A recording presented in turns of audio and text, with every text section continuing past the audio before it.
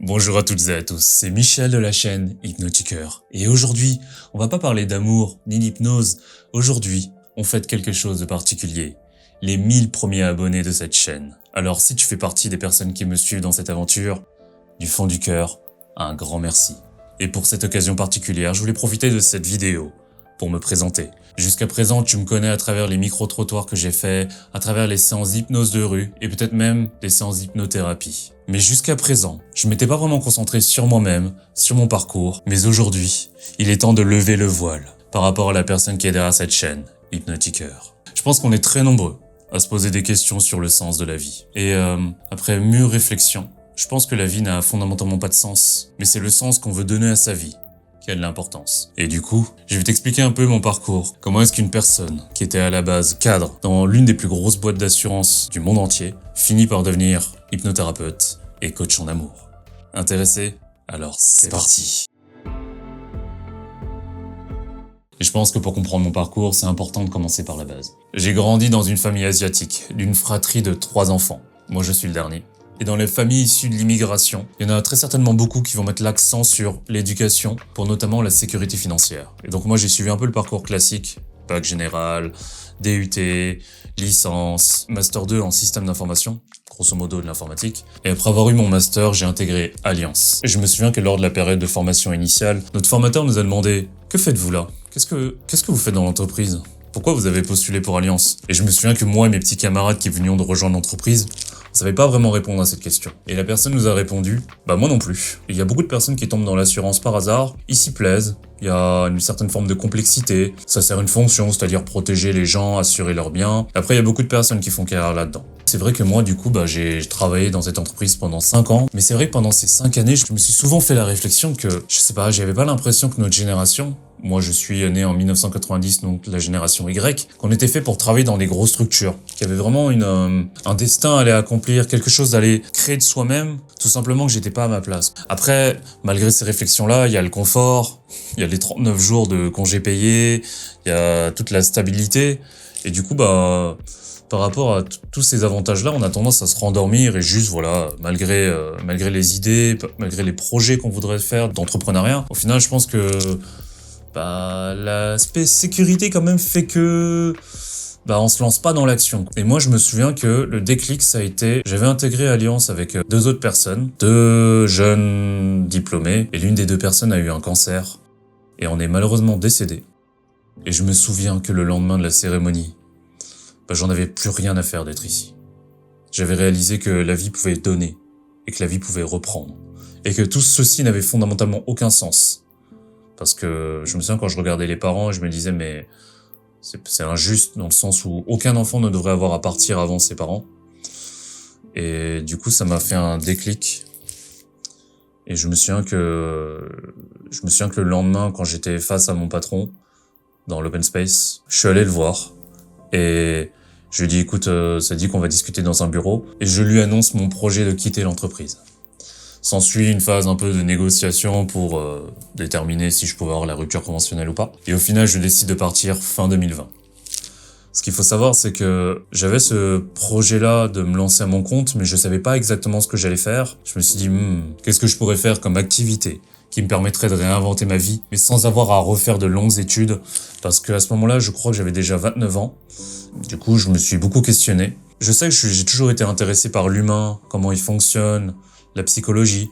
Et du coup, vu que j'avais pas envie de refaire 5 ans d'études de psychologie, je me suis demandé qu'est-ce que je pourrais faire qui pourrait aider les autres, qui pourrait me permettre moi de comprendre davantage les êtres humains, leur fonctionnement. Et du coup, j'ai commencé à m'intéresser à tout ce qui est médecine alternative. Et après avoir beaucoup cherché, m'être beaucoup renseigné, avoir lu beaucoup de livres sur le sujet, s'en est suivi une formation à l'école de l'Arche, qui enseigne l'hypnothérapie, qui est une très très bonne école, je la recommande, pour me former à la fois sur la posture de thérapeute et également sur la technique hypnotique. Quand on joint les deux, ça donne vraiment de belles compétences, de beaux outils pour accompagner les personnes à se transformer. Que ce soit pour dépasser des phobies, pour vaincre la dépendance affective ou vraiment pour toute forme de problématique qui ne relève pas de la médecine plus classique, la médecine conventionnelle, qui sont davantage de l'ordre de l'esprit. Le fait de pouvoir travailler sur l'inconscient, c'est vraiment un outil qui est extrêmement puissant. qui permet vraiment d'aller loin et de résoudre des problématiques vraiment en profondeur. Et du coup, me concernant sur l'hypnothérapie, j'ai décidé de me spécialiser sur le thème de l'amour, sur tout ce qui est dépendance affective, manque de confiance en soi, manque d'amour de soi. Et c'est parfait, ça me permet de faire une transition totalement naturelle. Pourquoi le sujet de l'amour? Et à cette question, j'aime bien répondre que l'amour, c'est toute ma vie. Même, je me souviens que sur Hypnotiqueur, sur la description, c'est décortiquer, décrypter l'algorithme de l'amour. C'est vrai que au final, ça, forcément, quand c'est quelque chose d'important, ça parle forcément de soi. Et du plus loin que je m'en souvienne, de ma tendre enfance jusqu'à la fin de mon adolescence, j'étais un garçon plutôt timide. Et je pense comme tout être humain, j'ai toujours été intéressé par tout ce qui est relations amoureuses. Mais, comme forcément je manquais de confiance en moi, alors je ne faisais pas le premier pas vers l'autre. On continue à grandir, on noue des désirs secrets, inavoués, et comme on ne se lance pas dans l'action, alors on est dans un cercle vicieux qui fait que on ne s'offre pas l'opportunité que de se transformer. Et je me souviens que c'est bien plus tard, à l'âge de 19 ou 20 ans, où j'ai eu ma première petite amie, les premiers baisers, les premières relations intimes. Et au final, on s'en moque parce que la vie, c'est pas du tout une course, il n'y a pas du tout lieu à comparer. Mais je me souviens que le moi d'il y a 19 ou 20 ans, il pensait pas du tout comme ça. À partir de ce moment-là, j'ai découvert quelque chose de nouveau. Et de là a commencé le fait d'aller explorer les relations amoureuses. Je sais pas pourquoi, mais j'ai toujours eu des relations amoureuses plutôt tumultueuses. Bon, à la limite, je pense qu'on est très nombreux à vivre des relations amoureuses pas du tout...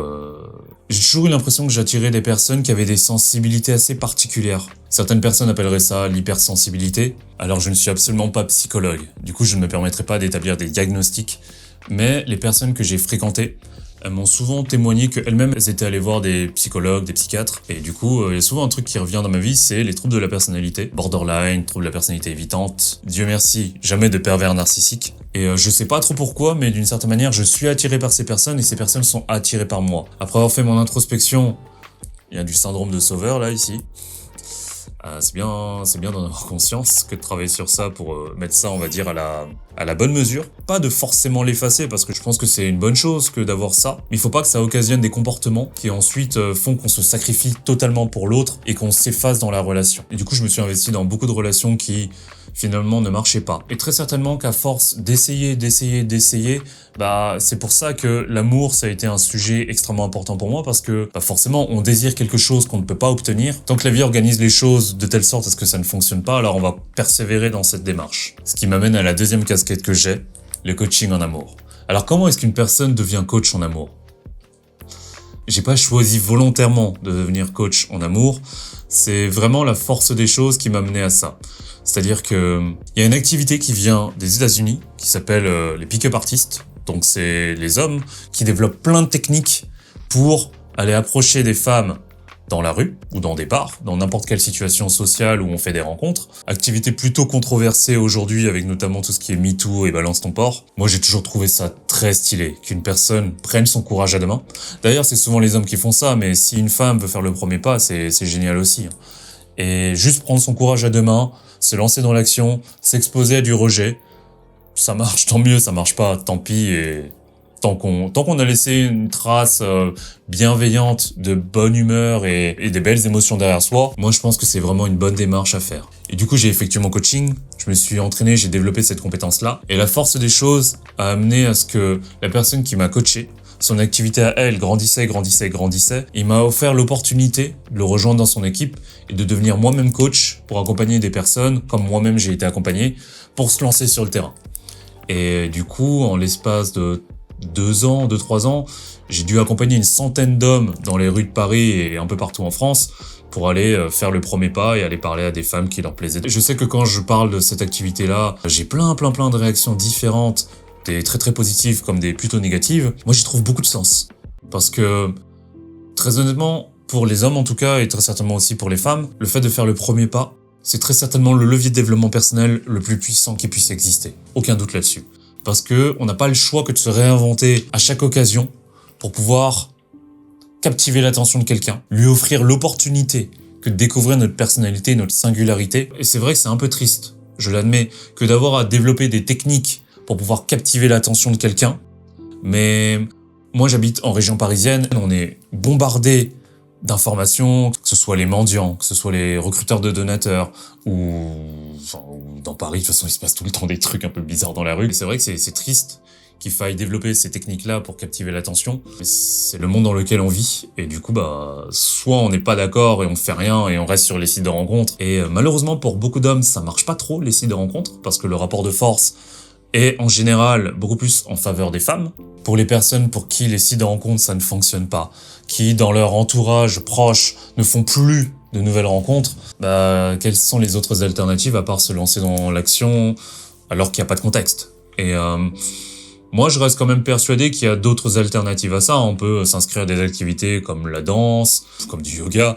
Après, attention, je pense qu'il faut pas s'inscrire à ces activités-là dans l'optique forcément que de faire des rencontres, mais garder à l'esprit que voilà, en faisant des activités où on rencontre naturellement des personnes, alors très certainement qu'on va faire la rencontre d'une femme, d'un homme, et que si de toute façon il y a de l'alchimie, alors il y a une relation qui va se créer tout simplement. Donc voilà pour résumer comment j'en suis arrivé à coacher des hommes pour aller faire le premier pas auprès des femmes. Après, je sais que de ma sensibilité dans l'énergie masculine, l'énergie féminine, moi j'essaye d'incarner une forme d'équilibre. Ça me tient vraiment à cœur aussi que d'accompagner les femmes par rapport notamment aux problématiques de dépendance affective. Et j'ai remarqué que ces personnes-là, que ce soit d'ailleurs des hommes ou des femmes, très souvent, elles attiraient souvent le même type de personnes dans leur vie. Souvent des relations toxiques, tout simplement parce que ces relations-là ne faisaient que résonner avec leur propre toxicité.